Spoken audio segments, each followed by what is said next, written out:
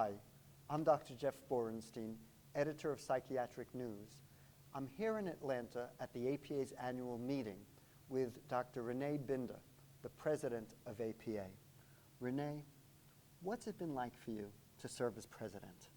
So this has been a terrific 2 years for me. I'm counting my year as president-elect and also my year as president.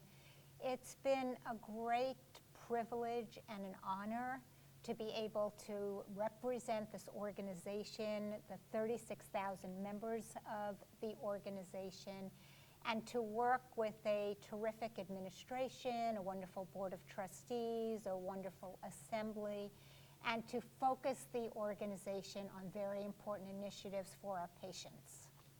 One of the initiatives that you focused on relates to the issue of the criminalization of mental illness, and I'd like you to say a little bit about that. So many of our patients who have serious and persistent chronic mental illness unfortunately wind up in the criminal justice system. And I feel strongly that this is our responsibility to advocate for these patients. These patients often cannot advocate for themselves, and to have our organization focus on initiatives that first of all prevents these people with serious mental illness from winding up in the jails in the first place, and then if they do unfortunately wind up in jails and prisons, to make sure that they have good psychiatric treatment while they're in jail and prison, and also to have ongoing treatment after they get discharged from jails and prisons so that they don't wind up being incarcerated again. And that revolving door. That revolving door. You, under your leadership, this year APA had the first Apex Awards. Tell us about that. So the Apex Awards, American Psychiatric Excellence Awards, was an event that recognized leaders in this field who have done a lot to promote the issue of decriminalization of people with mental illness. So Cokie Roberts emceed it, and we gave awards to Senator Al Franken, who is one of the co-authors of the bill to decriminalize people with mental illness. And we also gave it to a Republican senator from Florida who's worked very, very closely in Florida to do these initiatives in terms of getting people out of the criminal justice system and into treatment.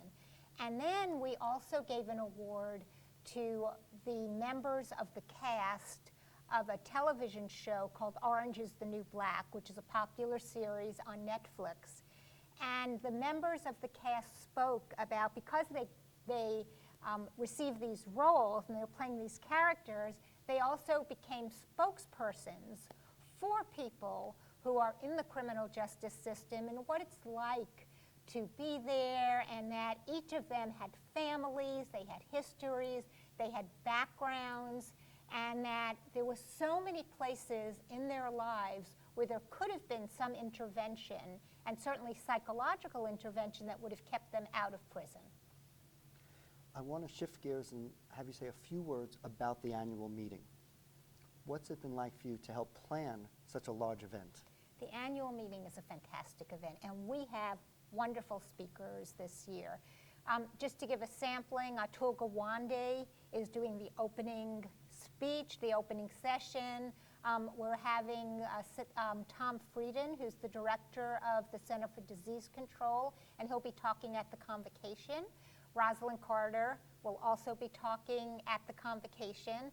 And then I'm especially pleased to have Supreme Court Justice Stephen Breyer talking on Tuesday.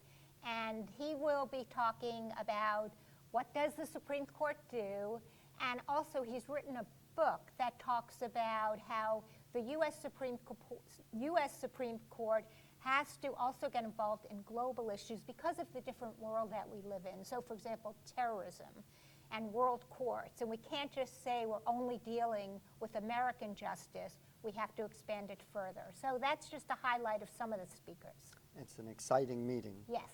And it's been an exciting year for you. And I want to thank you for your service to the APA, and more importantly, to our profession and our patients. Thank you. Thank you very much.